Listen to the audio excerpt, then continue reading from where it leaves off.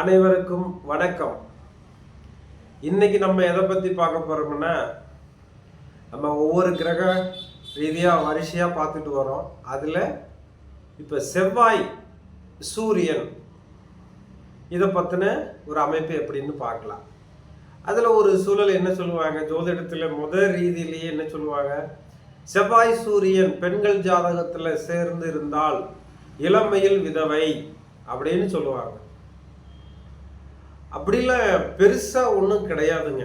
எனக்கு தெரிஞ்சு அது ஒரு குறிப்பிட்ட அமைப்பில் மட்டும்தான் அந்த அமைப்பு இருக்கே தவிர அது ரொம்ப பெருசாக தப்பு பண்ணுற மாதிரி எனக்கு தெரியல. அது இருக்குது, அது எந்த இடத்துல எப்படி இருக்குது. ஏன்னா ஒவ்வொரு லக்னத்துக்கும் அந்த செவ்வாய் ஆதிபத்தியம் என்ன, சூரியனோட ஆதிபத்தியம் என்ன, அவங்க எந்த வீட்டில் அமர்ந்திருக்காங்க, அதை வச்சு தான் அதுக்கு பலன் சொல்ல முடியும். ஏன்னா ரெண்டு கிரகம் சேர்ந்துட்டாவே தோஷம் அப்படின்லாம் ஒன்றும் சொல்லலை. ஏன்னா இப்போ நிறைய ஜாதகங்களை பார்க்குறோம், அதை அனுபவத்தில் எடுத்து பார்த்த உடனே இந்த ஜோதிட நண்பர்கள் என்ன பண்ணிடுறாங்க, முதல் வார்த்தையை செவ்வாயும் சூரியனும் சேர்ந்திருக்கு, இளமையில் விதவை, அது எங்கே சேர்ந்திருந்தாலும் விதவை அப்படின்னு ஒரு வார்த்தையை சொல்லிடுறாங்க. அது அந்த பெண் குழந்தையை பெற்றவங்க ரொம்ப ஒரு பரிதாபமாக வந்து, ஐயா என் பிள்ளைக்கு இப்படி இருக்காம என்னையா ஆகும் அப்படின்னு ரொம்ப கேட்குறாங்க. அதெல்லாம் ஒன்றும் இல்லைங்க, பயப்படவே வேண்டாம். ஏன்னா அந்த அமைப்பு இருக்கிறவங்களுக்கு அதுக்கு தகுந்தாப்புல ஒரு பரிகார முறைகள் நான் என்ன சொல்லி தருவேன் அப்படின்னு பார்த்தீங்கன்னா, இந்த பொண்ணுக்கு இளமையில் விதவை அவ்வளோதானே, ஃபஸ்ட்டு ஒரு மாங்கல்யம் கட்டுங்க, அதுக்கப்புறம் திரும்ப அதே கணவன் மனைவிக்கு திரும்ப ஒரு முறை ஒரு கோவிலில் வச்சு அது ஒரு ஃபங்க்ஷன் மாதிரியே, திருமணம் எப்படி பண்ணுவீங்களோ அப்படியே ஒரு ஃபங்க்ஷனாகவே பண்ணி மேரேஜ் வச்சுருங்க அப்படின்னு சொல்லிடுவேன். அந்த சொன்ன இந்த அமைப்பில் இருக்கிறவங்க இப்போ வரைக்கும் நல்லா சுகமாக தான் இருக்காங்க, நான் பார்த்துட்டு தானே இருக்கேன். அப்போ தொந்தரவு பண்ணலை. அந்த தொந்தரவு எப்போ வரும், அப்போது அவங்களுக்கு சூரிய திசையோ செவ்வாய் திசையோ, அல்லது இந்த சூரிய திசையில் செவ்வாய் புத்தியோ செவ்வாய் திசையில் சூரிய புத்தியோ வருங்காலங்களில், அல்லது கோட்சாரத்தில் ராகு கேது அதன் மேலும் பயணிக்கிற காலத்தில் தான் அது சம்பந்தமாக ஒரு சில தவறுகள் சின்ன விஷயம் நடக்கிறது யதார்த்தம். அதை நம்ம அப்போ முன்னக்கூட்டி பார்த்து கவனமாக பார்த்து வச்சு சொல்லிடணும். அது பெரிய ஒன்றும் குற்றம் கிடையாது. அடுத்தது இந்த செவ்வாய் சூரியன் இருக்கார் பார்த்தீங்களா, இது ரொம்ப பெரிய யோகங்க. எப்படிலாம் யோகம் சார், செவ்வாயும் சூரியனும் நெருப்பு கிரகங்கள், மருத்துவ கிரகம். இப்போ அதிகபட்சியாக பார்ப்போம், இந்த மருத்துவத்தில் செவ்வாய் சூரியன் சேர்க்கை இருக்குன்னா பல் டாக்டராக இருப்பார். பல் டாக்டர்னா செவ்வாய் சூரியன் சேர்க்கை ரொம்ப சிறப்பான ஒரு அமைப்பை தரும். அவங்க நல்ல ஒரு பெரிய லெவலில் வருவாங்க. கவர்மெண்ட் ஹாஸ்பிட்டலில் இருக்கிற அந்த பல் டாக்டர்லாம் பார்த்தீங்கன்னா செவ்வாய் சூரியன் காம்பினேஷன் இருக்கும், அது யோகமானது. ஒரு பொண்ணுக்கு இருக்குது அப்படின்னா அந்த பல் டாக்டர் இவருக்கு கணவராக அமைவாங்க, அந்த அப்போ யோகம் அது.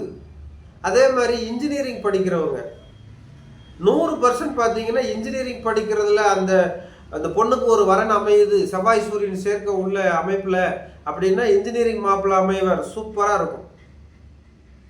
அரசாங்க உத்தியோகத்தில் இருக்கிற முக்கால்வாசி, அதாவது நம்ம இந்த அமைப்பில் இப்போ இன்ஜினியரிங் ஆகட்டும், சிவில் ஆகட்டும், இன்னும் இந்த பல் டாக்டராக இருக்கிறது, இந்த அரசாங்க உத்தியோகத்தில் இந்த செவ்வாய் சார்ந்த காரணங்களோடு இருக்கிறவங்கள அந்த அமைப்பு வந்து சரியாக சேருதுங்க.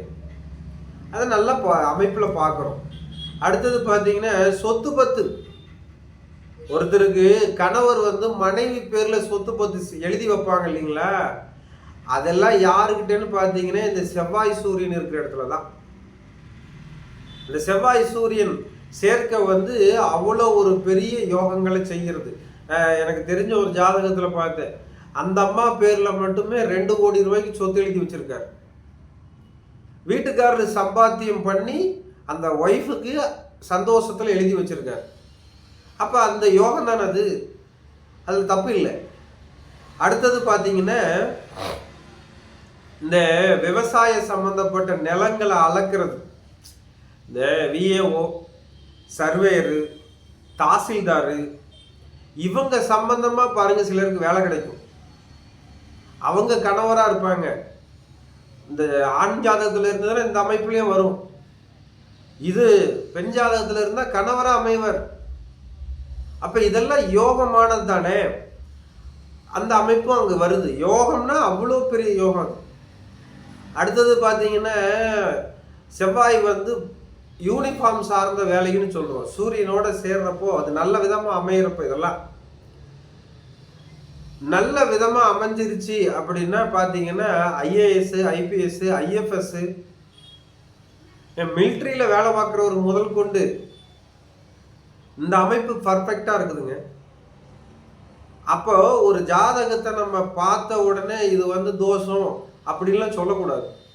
அதில் இருக்கா சொல்லலாம், இல்லை அப்படிங்கிற பட்சத்தில் அது யோகமானது. அது வந்து சொத்துக்களை உருவாக்கி தருது, கௌரவத்தை உருவாக்கி தருது, மதிப்புகளை உருவாக்கி தருது. அந்த எந்த இடத்துலையும் வந்து ஒரு மைனஸே இல்லை. இது ஒரு பொண்ணா இருக்குன்னு வச்சுக்கோங்களேன், கணவர் மேலேயும் பாசமா இருக்கா, சகோதரன் மேலேயும் பாசமா இருக்கு, அப்பா மேலேயும் பாசமா இருப்பாங்க. அப்ப அந்த அளவுக்கு அது யோகத்திலையும் யோகமா அமையுது. இப்போ ஒரு சிலருக்கெல்லாம் பார்த்தீங்கன்னா ஒரு ஏரியாவில் பார்த்தீங்கன்னா ஒரு மலை, அந்த மலை அடிவாரம், அந்த ஒரு கரடு முள் காடு, இது பக்கத்தில் வீடு அமையும், தோட்டம் அமையும் சொல்லுவோம் பார்த்தீங்களா. இந்த செவ்வாய் சூரியன் இருந்தாதான். ஏன்னா செவ்வாய் கரடு மேடு மலை சார்ந்த இடம், அதே மாதிரி சூரியனும் மலை. அதுக்கு கீழே இப்போ 4ஆம் அதிபதியோ சுக்கிரனோ இதோட ஜாயிண்ட் ஆகிறாரு அப்படின்னா அந்த வீடெல்லாம் அங்கே அமையும். அது சின்னதாக இருக்காது, பிரம்மாண்டமாக இருக்கும், பெருசாக இருக்கும், நல்ல நீட்டாக பர்ஃபெக்டாக வீடு கட்டியிருப்பாங்க. அதெல்லாம் அந்த ஜாதகத்தை பொறுத்த வரைக்கும் யோகமாக இருக்கும். இப்போ மைனஸ் ஆகுது அப்படின்னா, இப்போ அந்த சூரியன் செவ்வாய் சேர்ந்துருக்கு, ஆனால் வந்து சில விஷயம் மைனஸாக நடந்துட்டு இருக்கு அப்படின்னா பல்லுக்கு லிப்பேர் வைப்பாங்க. பார்த்தீங்கன்னா பல்லுலாம் லிப்பேராக இருக்கும், அதில் சொத்த பல்லாயிரும், காரப்பல்லாயிரும். இல்லை சிலது நேரத்தில் பார்த்தீங்கன்னா அந்த பல்லை எடுத்துட்டு புதுசாக பல்லு வைக்கிறது இது இருக்கும். சில நேரத்தில் பார்த்தீங்கன்னா கவர்மெண்ட் சொத்தை எடுத்துச்சு போச்சுன்னு சொல்லுவாங்க இல்லைங்களா. கவர்மெண்ட்டே பார்த்தீங்கன்னா ஜப்தி பண்ணிருச்சு, பேங்க்ல லோன் எடுத்தா அதை பண்ணிருந்து ஜப்தி பண்ணிருச்சுப்பாங்க. இல்லைன்னா ரோடு எடுக்கிறோம், கூட எங்களுக்கு சொத்தை விட்டுருங்கோ, நாங்கள் உங்களுக்கு பைசா கொடுத்துட்றோம் அப்படின்னு எடுத்துக்குவாங்க. சில நேரத்தில் பார்த்தீங்கன்னா இது இந்த ரயில்வே ரோடு அது பக்கத்தில் எடுத்தாங்க, அதில் எங்கள் வீடும் போயிடுச்சு அப்படின்னு சில அமைப்புகளை அவங்களே கவர்மெண்ட்ல இருந்து சொத்து பொத்துக்களை எடுத்துக்குவாங்க. இதுவும் வரும். அடுத்தது கொஞ்சம் கெட்டு போச்சு. இப்போ பாருங்க, ஒரு பொண்ணு ஜாதகம் இருக்குது, இந்த சூரியன் செவ்வாய் கெட்டு போயிருக்கு அப்படின்னா ஒரு அமைப்பில் என்ன சொல்லுவோம், தம்பி வீட்டுக்காரங்கள சண்டைக்காரங்களாம் இருக்காங்க, அடிக்கடி ஸ்டேஷனுக்கு போகிறவங்க, அலையிறவங்க, தப்பாக எடுத்துக்கிடாதீங்க, அது ஒரு ரவுடித்தனம் பண்ணுற மாதிரியான சில சூழல்கள் இருக்கும் அப்படின்னா அந்த செவ்வாய் சூரியன் காம்பினேஷன்லேயும் இது கெட்டு போயிருந்தா வரும். அப்போ அதுக்கு தான் இந்த இது அமைப்பு பொருந்தும், வேற தப்பாக சொல்ல முடியாது. அப்போ அந்த இடத்த சூழலை கண்டு நம்ம அதை புரிய வைக்கணும், வேற ஒன்றும் இல்லைங்க. அது அடுத்தது ஒவ்வொரு வீட்லேயும் பார்த்தீங்கன்னா சண்டை பிரச்சனை இந்த பொண்ணு ஜாதகத்தில் இருக்குன்னா அந்த அம்மா அடிக்கடி பண்ணும், அந்த காரக உறவு எது இருக்கோ அது சம்மந்தமாக கொஞ்சம் சண்டை போட்டுக்கிட்டே இருப்பாங்க. எதுக்கு சண்டை போடுறாங்கன்னே தெரியாது. ஒரு சிலர் சொத்துக்கு சண்டை போட்டுக்குவாங்க, பாகப்பிரிவினை. அப்போ அதுலேயும் அங்கே வரும், சொத்துன்னு கூட இருக்குது, குறை இருக்குது, பாகப்பிரிவினை ஆகலை அப்படின்னா அந்த சூரியன் செவ்வாய் சேர்க்கை அல்லது செவ்வாய் சூரியன் சேர்க்கை இருக்கிறவங்க ஜாதகத்தை போய் பார்த்தீங்கன்னா ரொம்ப கவனமாக அதில் ஹேண்டில் பண்ணல. அதில் அடிச்சுக்கிட்டு ஓச்சிக்கிட்டு ஜெயிலுக்கு போகிறது, ஸ்டேஷனுக்கு போகிறது, கோர்ட்டுக்கு போகிறதுன்னு இருக்கிற ஆளுங்கள்லாம் பார்த்தீங்கன்னா அங்கே தான் இருக்கும். ஏன்னா இந்த செவ்வாய் சூரியன் கேது காம்பினேஷனில் நிறைய பார்த்துருக்கேன். என்னப்பா இன்னும் பல வருஷமாக கேஸு போயிட்டு இருக்கா அப்படின்னா ஆமாம்பாங்க.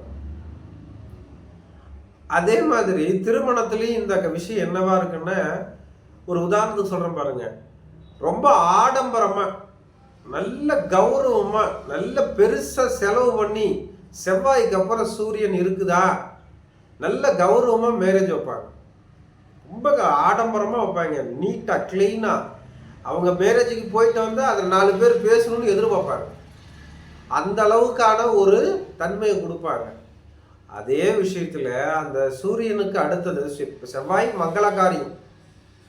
அப்போ அந்த சூரியனோட இருக்கும்போது இவங்க ஒரு விசேஷம் வைக்கிறாங்கன்னா ஒரு 100 பேர் 1000 பேர் கூப்பிட்டு வச்சு ரொம்ப கிராண்டா நல்ல ஒரு முறையில் ஒரு ஃபங்க்ஷனை பண்ணுவாங்க. இப்போ மேரேஜ் வைக்கிறாங்க, இன்னும் நிறைய சூழல் இருக்குது.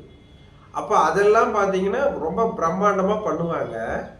அதுலேயே மற்ற கிரக இணைவுகள் சரியாக இல்லைன்னா ஒரு சிலர் இந்த மாதிரி வைக்கக்கூடாது. ஒரு உதாரணத்துக்கு சொல்கிறேன் பாருங்கள். இப்போ செவ்வாய்க்கு அடுத்து சூரியனுக்கு அடுத்து கேது இருக்குதுன்னு வச்சுக்கோங்களேன். இவங்க ஃபங்க்ஷனை பெருசாக வச்சா பிரச்சனை வந்துடும், தப்பாக போயிடும். இப்போ அதே மாதிரி சூரியனுக்கு அடுத்தது சனி இருக்குது அப்படின்னா ஃபங்க்ஷனை பெருசாக வைக்கிற மாதிரி தோணும், கூட்டமே இருக்காது, ரொம்ப சிம்பிளாக முடிஞ்சு போயிடும். அடுத்தது இப்போ ஒரு புதன் இருக்காருன்னா நிறைய கூட்டம் கூடும், நல்ல பேர் நல்ல புகழ் கிடைக்கும். இப்போ குரு இருக்காருன்னா இவங்கெல்லாம் பார்த்தீங்கன்னா நல்ல கௌரவமாக நல்ல சிந்தனைகளோட நல்ல அனுகிரகத்தோட அந்த ஒரு விசேஷம் வைக்கும் போதே நமக்கே ஆசையாக இருக்கும். ஆஹா, என்ன அழகா இந்த விசேஷம் வச்சுருக்காரு அப்படிங்கிற ஒரு சந்தோஷத்தை கொடுக்கும். அந்த மாதிரி ஒவ்வொரு அமைப்புக்கும் இப்போ செவ்வாய் அடுத்து சூரியன் அடுத்து சந்திரன் இருக்காரு, தூரமாக கொண்டு போய் விசேஷம் பண்ணி ஒரு ஒரு குறைஞ்சபட்சம் ஒரு 50 கிலோமீட்டர் 100 கிலோமீட்டர் 200 300 அந்த மாதிரி தூரமாக கொண்டு போய் மக்கள் எல்லாம் அழைச்சிட்டு போய் திரும்ப வந்து அந்த மாதிரி சில சௌகரியமான வேலைகள்லாம் செய்வாங்க. அந்த இடத்துல என்ன கிரக இணைவு இருக்கு, அது சம்பந்தமா நம்ம என்ன சொல்லித்தாரோம் எப்படி இருக்கு, அந்த அமைப்பை உருவாக்கின பின்னாலதான் இந்த அமைப்புகளை நம்ம சரியா இருக்கா இல்லையான்னு செக் பண்ணணும். அப்ப நம்ம இந்த கணக்குல இருக்குது தோஷமாயிருச்சா, அது கிடையாது. அங்க நம்ம சூழலை உருவாக்கி இருக்காங்களா, அங்க இந்த அந்த கரெக்டா இருக்கா, இதெல்லாம் பார்த்து அதுக்கப்புறம் நம்ம ஒரு பலனை சொல்றோம் அப்படின்னா அப்பதான் அதுக்கு ஒரிஜினலா உண்மையா இருக்கா பொய்யா இருக்கான்னு கஸ்டமரும் நம்மளோட நல்ல சௌகரியமா இருப்பாரு. அந்த நம்ம சொல்லி கொடுத்த விஷயத்துக்கு நமக்கு ஒரு மன திருப்தி கிடைக்கும். அப்ப சூரியன் செவ்வாய் சூரியன், அதாவது ஒரு சிலருக்கு தோஷமா இருக்கலாம், ஆனால் வெகு சிலர் ரொம்ப அதிகமா இருக்கிற ஒரு மக்கள் தொகைக்கு நம்ம எடுத்து பார்க்குறப்ப பலருக்கு ரொம்ப யோகமா தான் அமைஞ்சிருக்கே தவிர ஒன்றும் குறையா சொல்றதுக்கு இல்லை. அப்போ இது ஒரு ஆணோ பெண்ணு ஜாதகத்திலே இருந்ததுன்னா யோகத்தை அதிகமாக செய்யுமே தவிர பாதகத்தை பெருசாக செய்யாதுங்க. அது எல்லாமே முடிஞ்ச அளவுக்கு பார்த்தீங்கன்னா யோகமான ஒரு அமைப்பை தான் உருவாக்கி தருது.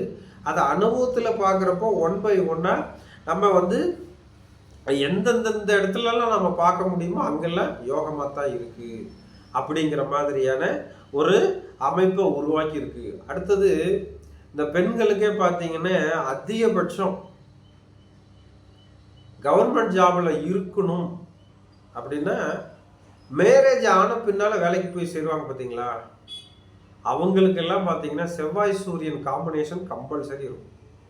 மேரேஜ் ஆயிடுச்சுன்னா மேரேஜ் செவ்வாய் கணவர் சூரியன், அப்போ அதோட இணைஞ்சி பயன்படுறது, அப்போ கவர்மெண்ட் ஜாப் கிடைக்கிறது, வேலைக்கு போகிறது, இந்த அமைப்பு பார்த்தீங்கன்னா 100% நல்ல யோகமாக அமைஞ்சிருக்கும். இப்போ இந்த மாதிரி நம்ம அமைப்புகளை பார்த்து அதுக்கு பின்னால தான் நம்ம முடிவெடுக்க வேண்டி இருக்கு. அதனால இதை தோஷம்னு சொல்லிட வேண்டாம், யோகம்னு சொல்லிட முடியாது. ரெண்டையும் நம்ம கலந்து அதுக்குள்ள இருக்கிற சூழலை புரிஞ்சு செய்யறப்போ இந்த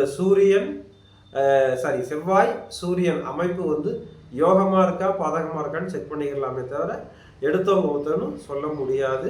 அதனால இதை நம்ம எல்லா வகையிலும் அந்த ஜாதகத்தை ஆய்வு பண்ணி பார்த்த பின்னால பலன் சொல்லி நல்ல ஒரு அனுகிரகத்தை பெறணும்னு சொல்லி எல்லாருக்கும் எல்லா வளங்களும் கிடைக்க இறைவனை பிரார்த்தித்து கொண்டு அனைவருக்கும் நமஸ்காரத்தை தெரிவித்து கொண்டு இந்த வீடியோவில் இப்போ இதை முடிச்சுட்டு அடுத்ததுக்கு நம்ம புது வீடியோவுக்கு போயிடலாம். அடுத்தடுத்து ஒவ்வொரு நாளும் வீடியோ வரும். எல்லாரும் எல்லா வளங்களையும் பெற இறைவனை பிரார்த்திக்கிறேன். நன்றி, வணக்கம்.